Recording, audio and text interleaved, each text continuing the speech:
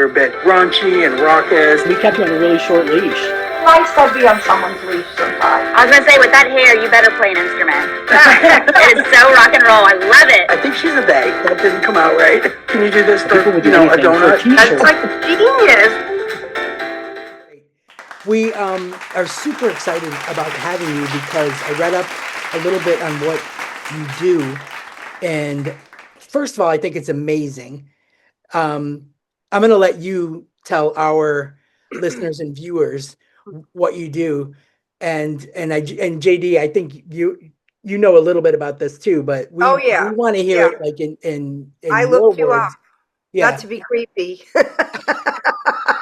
I don't want to scare you. No, we looked at the website. A while back, my ex, I think it was one of my kids was like, "Mom, one of my friends' mothers said that they saw you you're really dope online." I'm like, "I am?" They're like, "Yes." I'm like, "Oh, I guess I am." So it's like, well, let's look and see. So, but thank you for having me. I mean, let me know when you start recording, and then we can start. We're running right now because we just kept it going through the promo.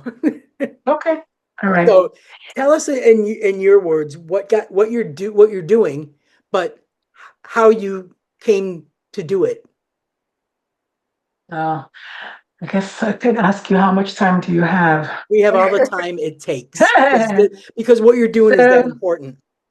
Yeah, no, my name is Dr. Lulu. I am a pediatrician by training. I was just looking around to see if I can find any of my books, and it's not here. I'm a pediatrician by training. To your website, though. We are. Yeah, thank you. I can't find any. And this is my study. It's usually. Yeah, why would you have your own books laying around? Come on. But I know, I think they're downstairs. Yeah, they're down. I just moved here also, so I'm just trying to try this room, this space. But I'm a pediatrician by training, and I like to start by saying I was born, bred, buttered, and slightly burned in Nigeria, one of the most religious and most homophobic countries in the world. So I ask people to go figure. There's a reason. There's always a parallel between religiosity and homophobia, at least through my eyes. Yeah. So I was raised Catholic, and at the age of 9, more so at the age of 11, but definitely at the age of 9, I was like, okay, I think I also like girls, but I don't know, maybe not. But at the age of 11, I was sure because I told my aunt, and then she was like, "Oh, you're going to go to hell."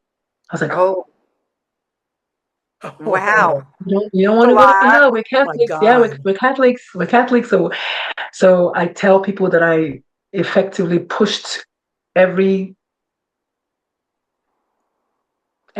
that pointed towards same gender loving to the back of the back of the back, and did my best to be as heterosexual as I could. And then I went to an all-girls high school, which is basically like and it was a boarding school. So it's basically like a buffet that you can't. I was going to say, like a diabetic in a candy store. Right. I know that part. And so but when I was graduating from high school, one of the girls in my high school class wrote in my yearbook, she said, "And I know your secret." I was like, "What?" She's like, "You're homosexual." I'm like, "Oh my God." So I said, okay, I'm gonna tell my dad before he reads it in my yearbook, because I'm also the first child, and you learn with your first child. So my dad and I were very close, and we did everything together in a sense. So I knew he was going to read the yearbook because I was one of the editors. I was like, oh God, show my prized possession. So I said, let me just tell him ahead of time before he reads it. And so I told my dad that I think I like girls and I like boys, and he was like, oh, that's fine. That's a phase. All girls go through that. I'm like, huh? Oh, okay. Well, if my dad says it, then it must be true. And so I introduced my story that way because those are multiple ways many people come into the queer world for themselves. They realize it at a young age. Yeah. They may or may not tell a trusted adult. Right. Depending on how that conversation goes, they might go all the way back into the closet, or they might soar, and then statistics have shown, which is why I don't know why my book is not here, but statistics have shown that the parents are usually often the last ones to know, for obvious reasons. Many kids are like, yeah, let me tell my auntie, who would tell my uncle, who would tell my cousin, who would tell. Oh God. Yeah. So let's see first, and then we could tell the dad or the mom, or usually actually the fathers are the last to know, period. Moms know a little bit before dads. What happens is sometimes we tell moms, and then we tell moms not to tell dads, and then they say, well, I never keep a secret from my husband, which is a lie, and then they tell dad, and then but in my case, I was just closer to my father, so I told my father. But it didn't matter because he wasn't upset. He was just like, yeah, it's a phase. You'll be all right. And I believed him. And I waited for the phase and waited for the phase and waited for the phase and waited some more. And then I went to medical school, and then I learned in medical school in the 80s. I went to medical school in 86, and they were like, yeah, bisexuality, which is now I learned the name. I said, oh, it's called bisexual. Yeah, but it's a mental illness. I'm like, what? So I went back into wow. Another stigma. It was very interesting, yes. And so I helped with that also, that sometimes the children come out and go in, and they come out and go in, and just different reasons, and then finally they either come out or they stay in. Wow. And so I got married to my ex-husband. Go ahead, sorry. I'm sorry, my light went out. Did you go to medical school in this country or in Nigeria? No, in Nigeria. I finished medical school in 91. Finished medical school 36 years ago. I retired 5 years ago. Not 30 years. Wow. That's fantastic. Wow. What a story. I'll be 60 soon. I'm 57. What a story. Me too. Why am I always the oldest one? I used to be the youngest one. Are you 57 also? Denise, I'm 57. I'm 57. I can't even get the word 60 out. I'm 63. But no, that's good.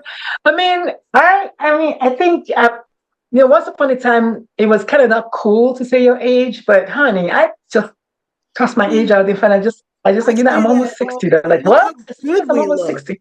I bet you look back at that yearbook and you look exactly the same. I bet. I mean, you don't look like you're anywhere near. I will tell you what's true. I'll tell you what's true.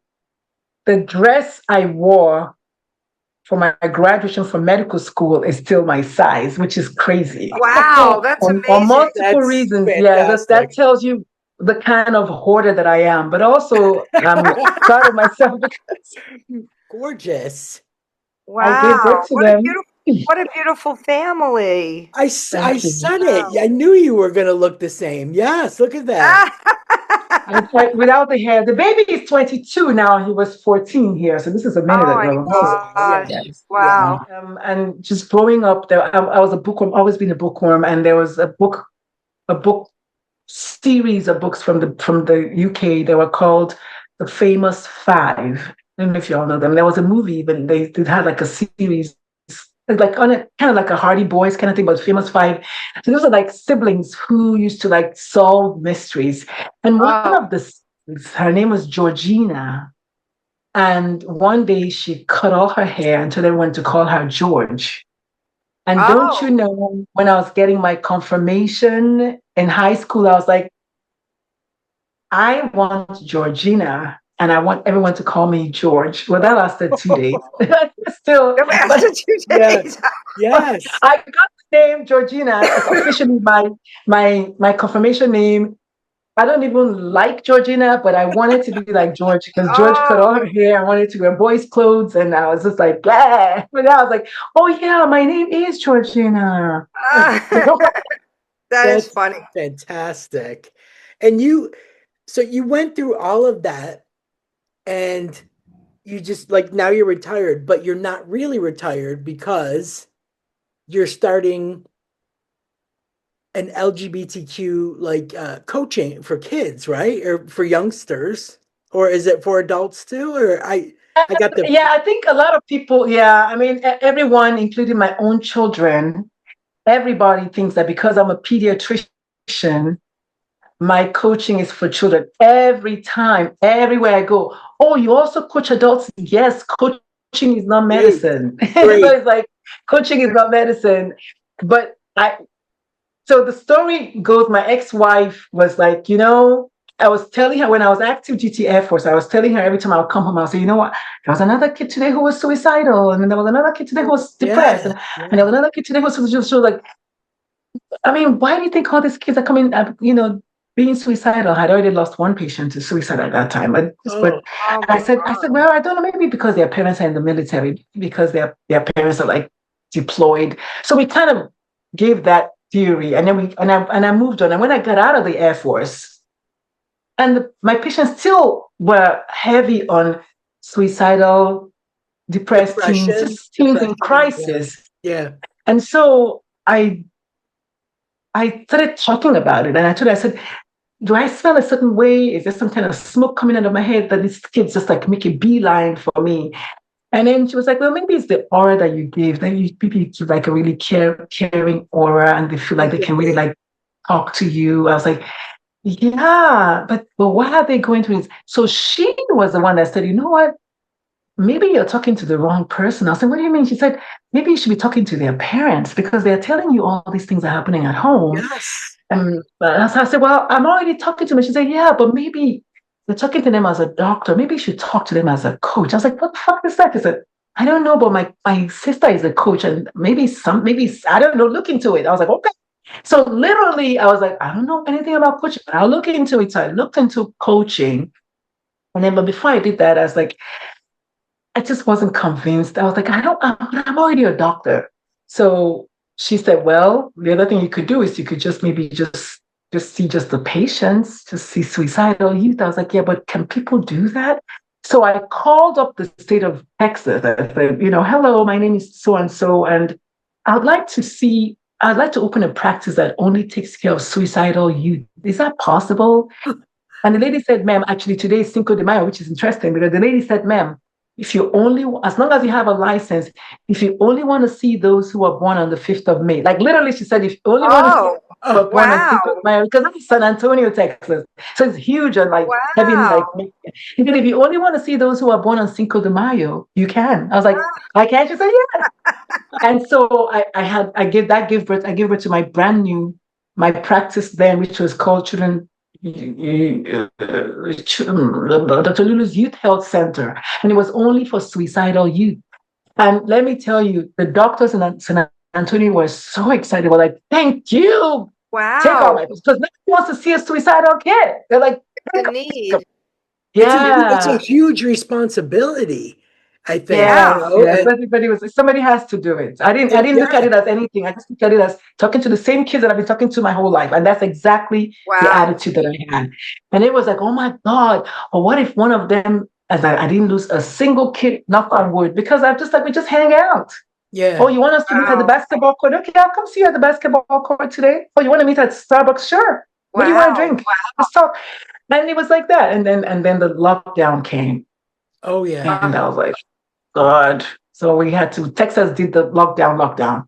And so we tried to do it virtually, but this whole Zoom was still new then. Yeah. And I'm a hugger, I'm a touchy-feely kind of person. And they need that. Yeah. Yeah. So that killed that. But not before I did my first TED Talk. Oh, wow. Yeah, then I did I wrote my first 2 books. And the second book was really about teenagers who were struggling. And then so I started dabbling into like writing because I've always loved writing. And I'm one of those people that I have at any point in time, I have at least 5 journals. I know. I hear you. Yeah. She's got the journals, the books. Even just like scraps of paper. Yeah. Yeah. So I love writing.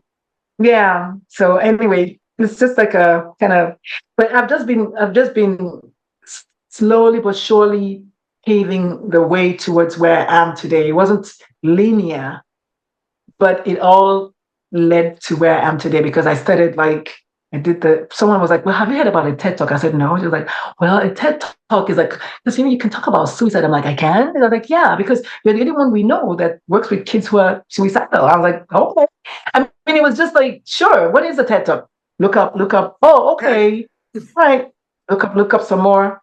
I got it. And then I did my first TED Talk, which was during the lockdown, actually, 2020 in September.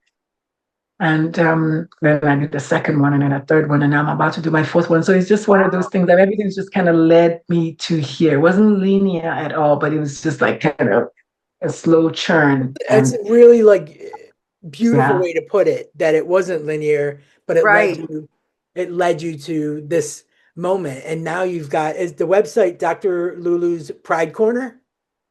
well, that's the brand new website. I just opened that practice February 1st. But Okay. before I did that, in 2020, my eldest kid, this one, graduated from Stanford, this one. Oh my goodness. And at the Stanford. graduation, the announcer, because my kid was getting the award for the College of Arts for Award of Excellence. So the announcer kept saying they this and they that. And I was like, on, because we were lockdown, so we did it virtually. So they were like they this and they that. I was like, so I thought you were the only one getting the award. They were like, yes, ma'am. I said, so who are all these people this man is talking about? And then the middle kid was like, Mom, I think it's because X is non-binary. I was like, what the fuck is that? Oh my God. And then I asked my ex-wife, and she was like, I don't know. That's your kid. I was like, I don't know. It's non-binary. What do you mean? What's non-binary? I have no idea. Oh my goodness. No idea. So that was the beginning of the journey. I was working with suicidal youth, and I noticed that a good percentage of them were LGBT. But my kid, non-binary what?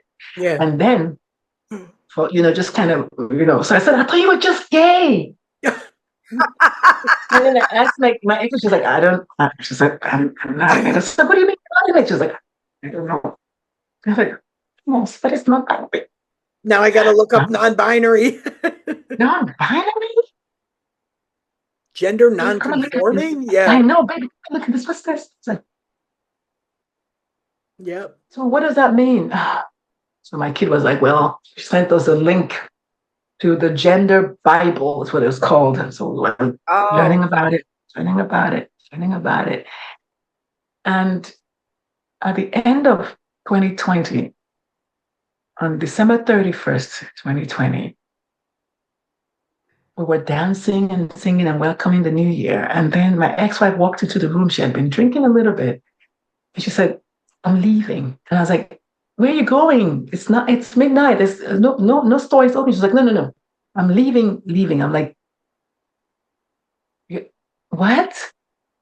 What do you mean you're leaving? She said, yeah, the marriage is not working out. I was like, oh my God. I'm getting therapy. She was like, I think I should leave now before we like kind of hate each other and get to the point where wow. On New Year's Eve. Oh my God. That's worse than a birthday. I know. And then I was like, wait, what? For the birthday. So I was like,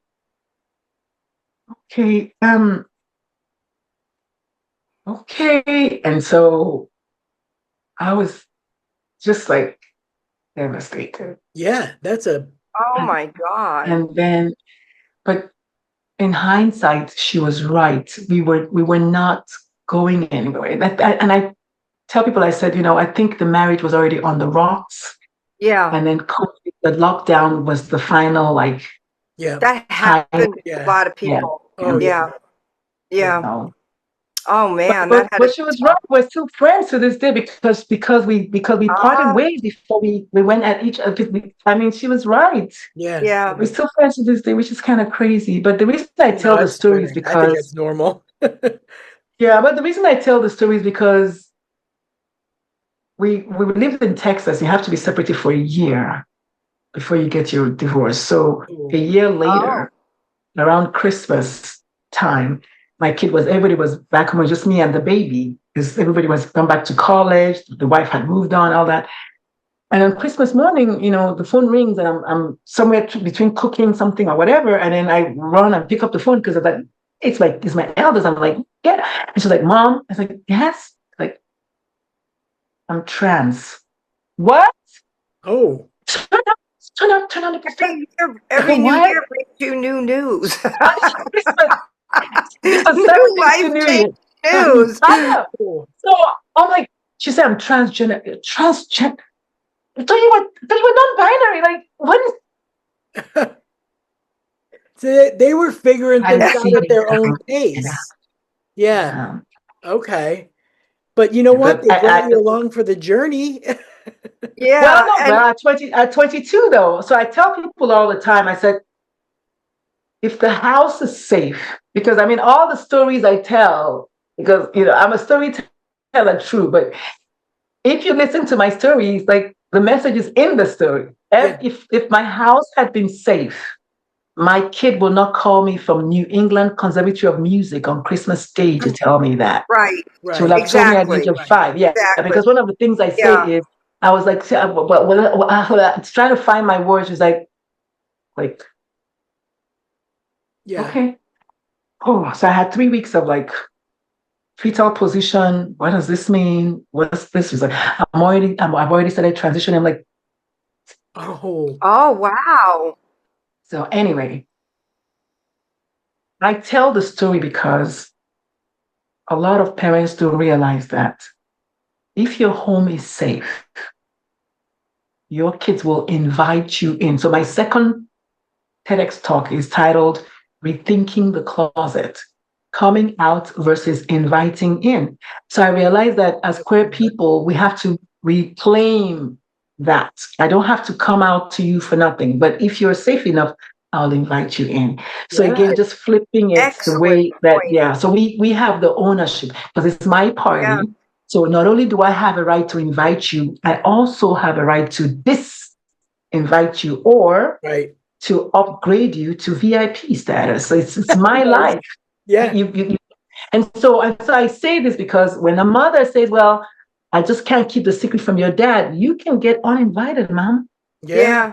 Yeah. I Because love there's that always a reason. message. I Yeah. love Yeah, that there's message. always a reason why kids don't want to tell someone and Yeah, it almost yeah, always comes down to safety. Do they feel safe around that person? right, So Exactly. right. yes, the child brought me along, but they were in at their master's program, safe in New England.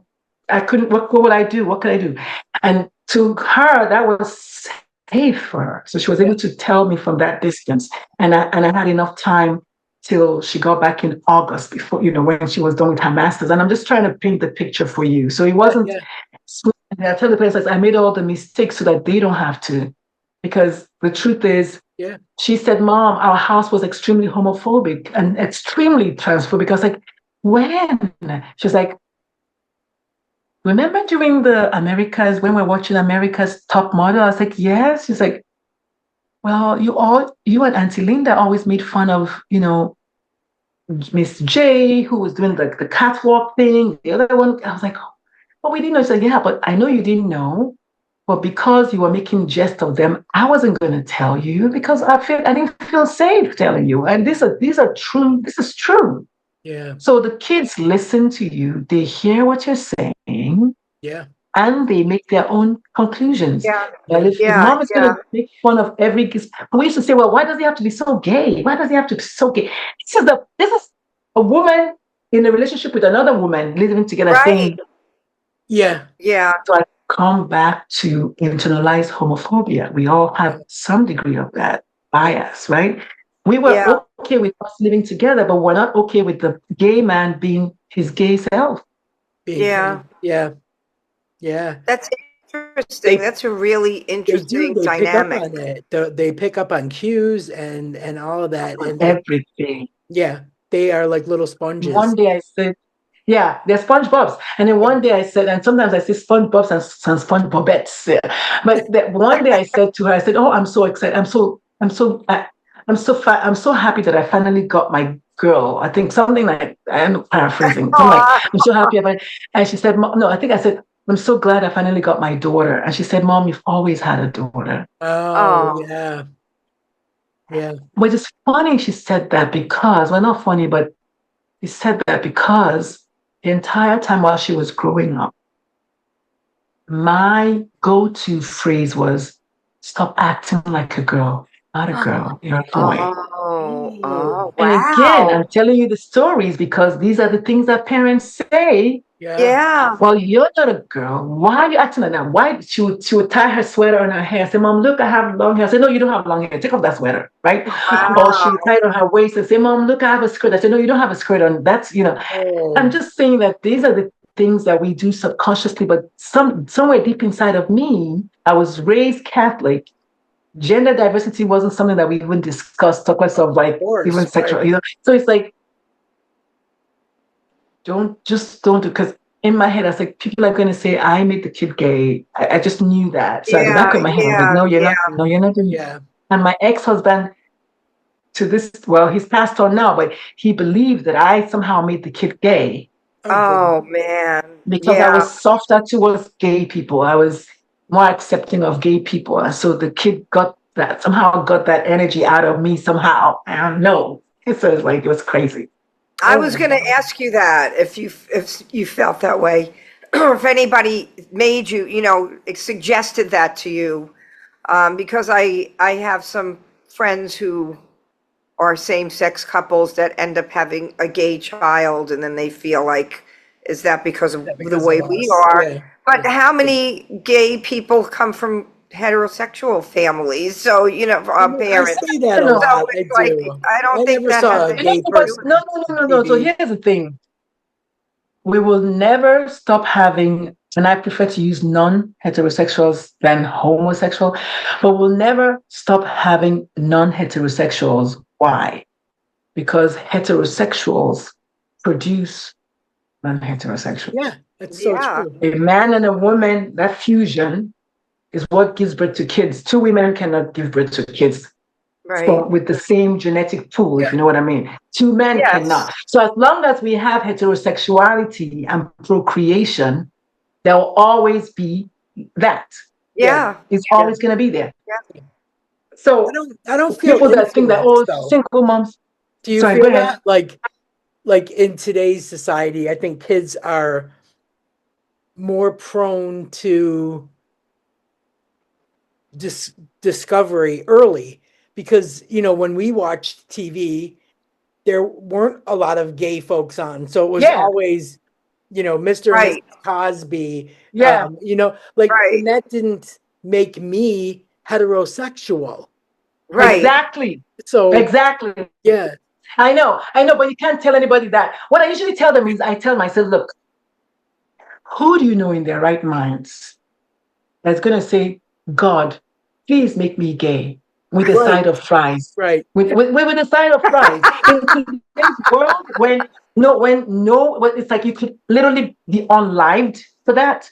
Yeah. One that not take gay with a supersized fries. No. Like nobody's doing that. And so just if people will stop long enough to think about it, they'll figure it out. But they don't want to. They don't want to engage. And so I came up with this mathematical equation recently where I said the height of your homophobia is directly proportional to the depth of your closet. Because why else are you so worried about someone else who's gay if you are not gay? You must be deep in the closet and you can't come out. So that's an excellent point. Yeah. Wow. So it's so good. Yeah, I know examples of that too in people. They're so protest so much. Yeah. The transphobia thing, especially, I mean, you must know, because in Texas, there's a lot of Republicans, right? And they're obsessed with trans people. I live in Georgia. I don't live in Texas anymore. I did live in Texas, but I moved to Georgia 2 years ago. Georgia? Where in Georgia? Atlanta, Georgia. I live in Atlanta. This is Atlanta, right here. I love Atlanta. Oh, I love Atlanta. I find that Republicans are so deeply obsessed with trans people, and if you peel back the layers of that phobia, I feel like that whole thing about trans women using a regular women's bathroom, their thing is that they feel like it's a man acting like a woman to engage with the women in the bathroom. They're not thinking about it being a real trans woman who would never. Yeah, I just saw that in the bathroom. Yeah, I just saw that on Threads. I just saw that on Threads yesterday, where the person said, "Yeah, so tell me again why I should be afraid of trans women." So you're thinking that a trans woman is really a cisgender man who is pretending to be a woman. So why should I not be afraid of cisgender men? Like Right. cisgender men are if Isn't really it? that was the case, if So really that was the weird. case, Yeah. then we should be worried about cisgender men. And in truth, it is cisgender men that are doing most of the havoc. Why? Yes. Every single day there's another pastor who's being caught for indecencies with minors every other day, and they're usually Republicans. I mean, hello, there's a pattern here. I mean, I didn't make it up. I'm in the news just like everybody else. I don't have easy access to it. I don't listen to the news, but it comes to me anyway. But it's always there. Every day, there's another pastor of some random church who has taken indecency with kids nonstop, and they're speaking the loudest, which tells you, going back to my equation, they are so deep in the closet that they will never, ever accept that it's because they are themselves closeted. Here's why. I'm not closeted. So if somebody wants to be heterosexual all they want, it doesn't bother me. Right. That's Bother so me. true. Right. So true. I mean, it's a case of the dog in the manger. I mean, we know that. We know of the dog in the manger. It's like, I mean, I don't really belong in the manger. It's really thorny in here, but I'm just going to sit here so that what? Yeah.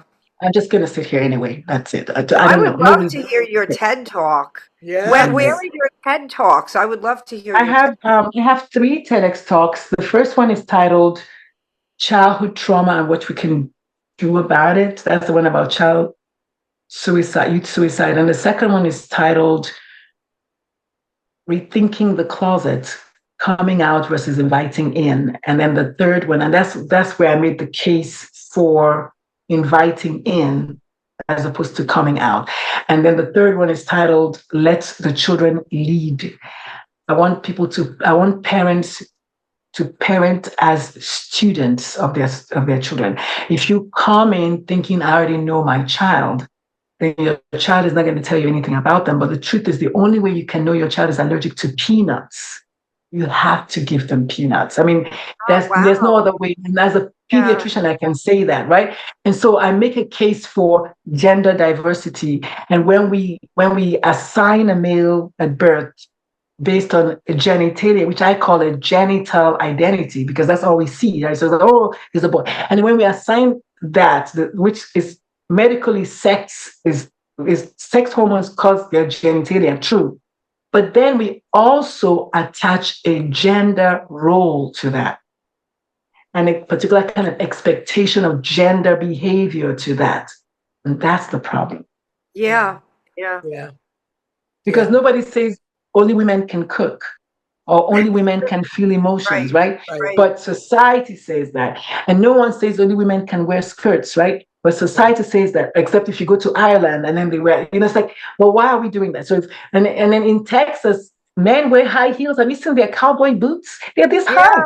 Yeah. So it's like, what are we doing here? What are we doing? Yeah, it's so crazy. That's awesome. It's so crazy.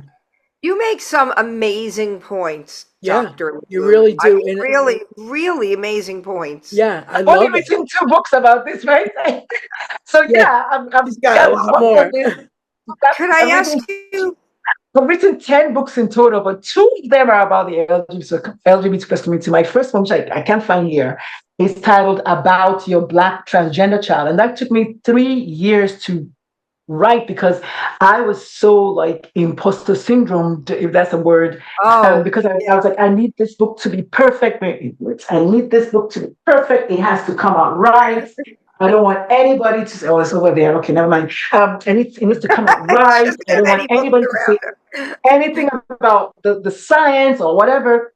And now the next one that's going to come out next month, God help me, please, is for physicians, because that's kind of where I'm going now. Oh, okay. So I've gone from working with suicidal youth to working with parents. And now I almost exclusively work with physicians as a trainer because I realized that one day my kid came home and said, Mom, I'm done. And I was like, done with what? She said, I'm done teaching my doctors. She came back from Planned Parenthood and she was so frustrated. She's like, I'm just done them asking me questions. I'm not a doctor, but they're always like asking me questions. And all this. And I'm just done. And so while she said, Mom, I'm done, what I heard her say was, Mom, what are you going to do about it? Because technically I'm a physician. I'm part of the problem. So in my head, I heard that. So I said, okay, well, what can I do about it? So I can start looking into medical training. Because when I was in medical school, I was told that being bisexual is a mental illness. Let me see, are they still teaching that? And I looked and I was like, oh, only 16% of medical schools in the US even teach anything about LGBT. And it's maybe 1 hour. So no wonder the doctors are hesitant. So the doctors they're hesitant is the term I use. There's uncertainty and hesitation because they're not trained. And then on top of that, there is bias, right? And then the LGBT people over here, they have a lot of distrust. Yes. Because it's like they're coming in with harm and then they're getting more harmed.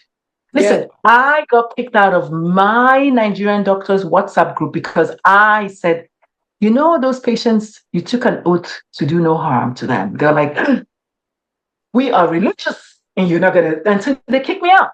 Okay. And then recently in Atlanta, Georgia, here, the WhatsApp group for the Atlanta doctors, this one guy was like, why is she always posting things about LGBT? And I'm like, So I'm going back to say that physicians are not special. They're just they're the sample size of the regular community. Yeah. So if there are homophobes in the community, there'll be homophobes in their doctors. I mean, it's like it doesn't change just because you're a doctor. That said, there's also a lot of ignorance because they're just not trained. I did not know what was non-binary, and I was still a physician. Remember that? Right. So I have to hold space for them. Yeah. For those who want to learn. And just recently, just to tickle your fancy, right? 2 Sundays ago, on Facebook, a doctor said to me that I need to lose my license and I should be made to go to jail because I'm teaching about gender diversity, because I teach a masterclass every month. And this month we're talking about how to respond when your patient's gender is not what you expected. Like, what do you do? And then last month was what to say when you don't know what to say. Again, I'm just helping them bring it all the way down to one patient. Yeah. Yeah. So my work has evolved. Yes, from the children to the adults, but I still have my practice. I still want to help LGBT people because I'm one of them. And because a lot of us struggle with like diminishing ourselves, muting ourselves, hiding, shame, guilt. So I also want to help them come out safely. And then help the parents who want to affirm them understand what their kid is saying. So I'm doing all of that. And then the third arm is educating physicians. And I started to do the physicians because when Donald Trump went into office the first time, it didn't bother me too much. But the second time, most of my podcasts guests canceled. I think almost like 99% of them canceled. My podcast is called Moms for Trans Kids. Yeah. Oh. And then they just like cancel. I was like, ooh. So I realized why they're canceling. They didn't feel safe coming and talking about the fact that they're parents of trans kids. So I had to ask myself, well, who else is a stakeholder in the child's life that I can talk to? Maybe their pastor? No. Right? No. Or maybe they're a doctor? Yes, because doctors listen to doctors. Yeah. So I'm coming in as one of them as a physician, but I'm also coming in as a queer person. That's and a mother of a trans kid. So the work found me. I did not find the work. I did not go looking for this. Yeah. Not. Definitely you're a work in progress and continuing. Like you said, it's not linear. It's just it's where it takes you. Yeah. I just lean in. I just lean into the pivots. I don't take it too seriously. My very first book was a parenting book. My second book was about teen suicide. My third book was about racism. My fourth book was about immigrant women. My fifth book was about motherhood. The other book was about poetry. And then, this book, the other book was about Black trans kids, because no one has ever written a book about Black trans kids from the viewpoint of an immigrant. Yes. So again, and a mother. So again, I mean, there are books out there about trans kids, not enough of them about Black trans kids, not enough about Black trans kids who have an immigrant mother who's a physician. It's like all of the intersectional identities. And now I think it's time to talk to doctors. So the book is called First Do No Further Harm. Because I want them to recognize, to recognize that the patient is coming in already pre-traumatized from wherever. Yeah. Because my kid said, "Mom, I'm done." Yeah. That said a lot. That sure does. Yeah. Yeah. Yeah. You know, and it's a very it's a marginalized, you know, community that needs that kind of help, because there was this huge wave of women's healthcare, you know, bio women's healthcare. Like, I'm struggling with perimenopause, I'm struggling with menopause. Doctors don't understand. They just think it's, you know, they just want to give me sleeping pills, or, you know, I'm whatever. crazy. Yeah, I'm crazy. And my husband left me, you know. Yeah. And now, you know, I feel like we got a hold of it. You know what I mean? Like, I feel like women, we found a voice to be able to say. I mean, the reason I say issues because, statistically speaking, from my friends who are GYNs, I heard from the grapevine that they proposed Viagra at the same time they proposed the pink pill. Yeah. Viagra came out like within 6 weeks or whatever, because it was men. Oh, wait, men need it. Oh, yeah. And then nobody talking about women. It took almost 18 months to 2 years for women to get theirs approved. And even at that, now we have Roe versus Wade is overturned. It's like, where are we? So ish is the word. Yeah, ish is true. Yeah. But I feel more comfortable telling my male GP that I would like to have a female GP. Yeah. Not that you're doing anything wrong, but you've given me 4 prescriptions in the last year that haven't worked. So I would like to talk to, you know, a female GP. And then my gynecologist, he's European or gay. Like, I haven't figured it out, but I feel really comfortable with him. Those are two totally different things. Yeah, one of the reasons I also went into this is actually a friend of mine. Her name is Tamara. She happens to be Canadian, and she's 6'7". Wow! Just kind of picture that. Toss her. Now, Tamara is a lesbian, right? She's 6'7", and she said every time she's been going to this doctor for 10 years. One day it was in a mastermind, and she just said, "I hate my doctor." I was like, Tamara. It's visceral. Visceral. Yeah, exactly. Yeah. And I said, she's like, "Well, for the past 10 years, I've been going there, and every time I go there, they ask me about birth control, and they ask me about a pregnancy test. And every time I tell them I don't have carnal sex, every time I tell them I don't have sex." So she felt unheard. Yeah. And she said to me, the only reason I'm still going to them is because in Canada, we can't just change our doctors like y'all can do in the US. Right. This is a real thing. Yeah. So educating her, of course, she made the book. Because, I mean, I didn't put her name, but her story made the book because this is real. Like, doctors don't really understand that this is real. So one of the things I'm doing now that's really bringing me so much satisfaction is my nonprofit, which we started last October to educate the community and to finally build a bridge between healthcare professionals and the queer community. Yeah. So I have twice a year convenings where we have queer people on the panel, with doctors on the panel, queer people in the audience, with doctors in the audience. We feed them Nigerian food. We ask them to dress fancy and a red carpet, and Martha loves that. They come and we talk about, just what your patient really needs from you. Mm-hmm. And then they're surprised when the patients are like, "We don't need anything special." They're like, "Really?" "Yes, really. We don't need anything special. Yeah, thank you." Yeah. So, like, what? I said, yeah. But it's funny, we're talking about this. Let me tell you something. I gave a talk to the Black psychiatrist on March 31st. I remember a Sunday morning in New Orleans. And before I did that talk, I did a quick poll of my social media followers. I said, "Y'all, okay, I'm going to give this talk to psychiatrists. I want by show of hands. How many of you psychiatrists out there had formal training on LGBTQ plus anything?" No.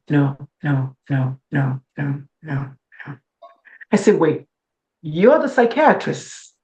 The LGBT people come to see you more per capita or whatever. Yeah. If you didn't get any training, then who's getting it? What I'm trying to make is one person says, well, I did under my difficult patient course. So I'm a difficult patient because I'm LGBT. That's what she was taught. Oh my God. That's so And bad. then one said, I did because the residents in my school made a big fuss. They said they wanted it, so we introduced it. Otherwise, it was just like, no, no, no, no. These are psychiatrists, not psychologists, not the physicians. Yes. So there's such a huge gap. So my job is not to sit down and twiddle my thumb, okay, I can't get parents. No, I can work with some of them. I can work with physicians. I can work with pastors. I even go to organizations and teach them about cultural competence, like just even know what non-binary means, because I did not know. It's not a doctor. Yeah. Yeah. It's not. Almost enlightening when you don't know something. You know what I mean? Yeah. Like, That's right. it's not a failure. It's goes beyond a lesson. When you don't know something, that fuels you to learn about it, to have the knowledge. If you want to learn, equip yourself. If you're not my classmates in medical school, right? If you want to learn, and I think when I lead with that, because I did a poll, I would do a poll in a hot New York minute. I did a poll one time. I said, okay, doctors, please take this questionnaire for me. One of the questions was, were you ever trained in medical school? We had 88% said they've never been trained. And the next question was biases. And don't you know, 68% said, yes, I recognize that I also have biases. So if you add the not trained to personal biases, that's a lot of people. So but when I lead with it's not your fault because you were not trained. Yeah. Yeah. Yeah. Or I can come in with your bias. Nobody's going to listen to me. I have to find because I was not trained. I did not know what non-binary was. This is real. Yeah. Yeah. No one wants to hear that they're doing something wrong, that they're doing something bad. If you lead with, it's not your fault, it immediately lets them open up their relax. mind. Let me tell you something. True story. July, they have the National Medical Association conference in Puerto Rico. Do you know how many talks I'm giving? 6. Wow. In a space of 4 days, I'm speaking to 6 different doctors, the OBGYN, the psychiatrist, the internal medicine, the pediatrics, the family medicine, and the podiatrist, and then the pathologist, 7. Because truly they are elated to hear that there's a physician who's coming to make some sense of this. Yeah. That said, last year, I had some doctors leave the room when I started talking. So it's not every physician. Yes, not everybody wants to learn. Not everybody wants to learn. You are tireless. What a tireless journey. You're so right. Yeah. You're so right. What a tireless journey you're on. Like, do you ever sleep? It sounds like you're like always doing things, writing books, making, programs and teaching people that need to learn. Like, it's amazing. I mean, like, I can't even like I can't even like remember everything you do. Like, it's awesome. And a nonprofit. I can't even remember when to put my garbage bins out. I take that as a compliment, and here's why. My dad calls me activity. Like, literally, he calls me activity. Like, he says, like, oh yeah, I'm always doing something. And I feel like there's a fever in me. I feel like I feel that's so like tomorrow is not promised. And I go back to say, like, for those who read the Bible, Jesus only spent 33 years. Martin Luther King was 49. Yeah. So I'm 57. I don't know. Tomorrow is not promised. So I want to do the best that I can today. Even though my youngest was like, Mom, so you know how you say you retired? Are you working more now than you used to? I'm working more now, Yeah, now you got the time. Now, but I wake up at 10 o'clock in the morning, and I don't see patients. Yeah, so it's a different kind of working more. Yeah, definitely. So, but when you put them all together, it looks like a lot of things. But when you love what you do, it's not work. Right. And the work literally you don't- found me. Yeah. So Yeah, that's true. And I love that you lead with intent. You You say know, you- I say inspiring too much, but I find Dr. Lulu That's JD's very word. inspiring. Yeah. I feel like I have to go out and do 5 more things just today because everything you not just me, said, man. you It's like do. it's almost midnight here, not me. But listen, I Not you, adore what you're doing. I absolutely adore what you're doing. Wow. And I want people to know more about you. So please tell me where we can direct people to find you. Is it a website? What's the best way? If you have physicians who listen to you, I need them to sign up for my free monthly masterclass. That would be the best way. But to get that, you have to like follow me on one of the social media platforms. I don't do TikTok that much anymore, but I'm definitely on LinkedIn, Instagram, Threads, Facebook, even though I'm threatening to leave Facebook because Facebook is messy. It's so But messy. You're on right. LinkedIn, I'm one of the 3 or 4 Dr. Lulus, but I'm the one that has a registered trademark sign on my name because I own the trademark and I just don't want to bother the other people. But one of these days, I'm going to ask them, cease and desist, because I own the name. That's That right. said, Put it on the list. But All no, the it's things great. to It's do. great because I think we get a lot of traction from Instagram. So we'll tell them Yeah. to look yeah, for you Instagram. on Instagram. Instagram is not Dr. Lulu. It's Coach Udaku. Udaku is the name my grandmother used to call me. So Coach Udaku. But I think if you typed Dr. Lulu into Instagram, I'll probably pop up because my old name had Dr. Lulu in it. And every day I come and I do, like this month, I'm doing a mental health minute every Great. day.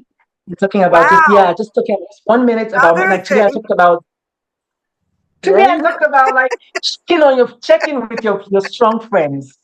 Today I talked about checking with your strong friends because it's Mental Health Awareness Month. So checking with your strong It friends. is. Yeah. And yesterday we talked about just the identities that we had at the door. So just 1 minute of just a little bit of nugget, and then I keep going. Oh Keep man, going. that's fantastic. Love So it. send me the people. Tell them to come see me. Elderly, young, queer, straight. Bring them. It's Wow. not I feel like parents. everybody can find something that will resonate with Absolutely. them and that they can, build on. So it's And they can get my books. So yeah. show Yeah. me the money. And listen to the 2 of you. I don't know how old your podcast is. I don't know how is it monetized by any chance? Your podcast? Not yet, but I'm working on that. She's so I am positive. working I'm like, on it. I'm just here for Good. fun. The reason I'm asking is because if you also would like to have a brand new podcast called, because the parents were no longer coming, so I've kind of rested my moms for trans kids. I don't know if I'm going to do it anymore because parents are scared and Donald Trump is coming for their kids. But I have a brand new podcast called Ask Black Women Podcast. So if you ever want to get to Black women, Black women audience, let me know. For $97 a month, you can get mentioned once during the podcast, and you can get to people if you want to. So just think about that. We will. I just Absolutely. got Wow. to I got to do more things. I have to literally thank you. First of all, your name is JD in 2026. Really? Why is your name still JD? I was JD first. Oh, I was I'll JD get to that. before JD. I But know. you know what? I've been writing a children's book. I want to finish Do it it. before the weekend because it's for my nephew, and he's having his first communion this weekend, and I want to give it to him as a gift. But it's for autism awareness because he was diagnosed as Oh. being on the spectrum. But it's written as a children's book. I have to get it into Canva and just get it into a format to finish it. I want to do it to hand him something this weekend. Something, yes, do it. You And that's inspired good. me. Like, I'm get on glad it. I did. I'm glad I did. Because my next book is a children's book. So yeah, go for it. Go for it. Absolutely. That's Do it. fantastic. Do it. Look at you go, girl. I am so glad that we took the time out to do this, even though it took us a month Yes. to get I'm so here. happy you found her. Oh Yeah. my gosh, you're amazing. I know. Amazing. We wish you the best at the conference. I can just see Thank you. picking off those six speeches Yeah. that you're Listen, giving. if one LGBTQ plus patient will come out of the doctor's office and say, wow, I felt seen, my work is done. You are. I'm going to Just end one. it on that note because Yep. I feel that deeply. I'm going to Thank you be so much, Dr. following. Lulu. Thank you Lovely so to much meet for you. being here. Thank Thank you. you. No, All Write the that things. book, write that book, write that book. Yeah. Fighters, we won't back down. Voices loud, tearing through the ground. Every wound's a badge we wear with pride. Never surrender. We've got the fire inside.